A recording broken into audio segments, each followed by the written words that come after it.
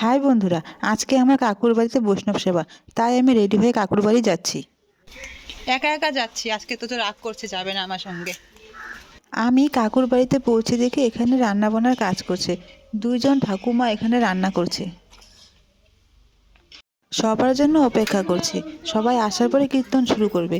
তারপরে এক একজন করে সবাই আসলো, তারপরে সবাই কীর্তন শুরু করলো।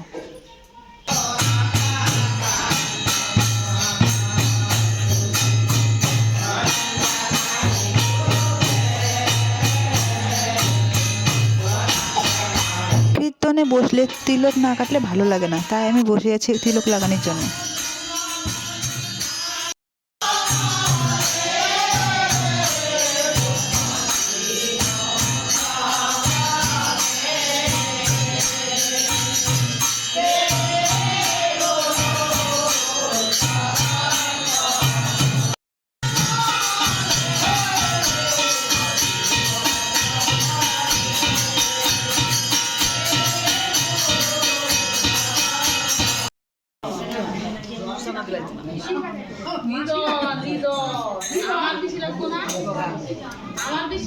হ্যাঁ হ্যাঁ দিদন তার জন্য তো 5 টাকা লাগবে। আর যে যে দেখবো আরো 5 টাকা করে দিতে লাগবে। তারপর আমিও তিলক কেটে নিলাম। ভালোই লাগে কপালে তিলক কাটলে।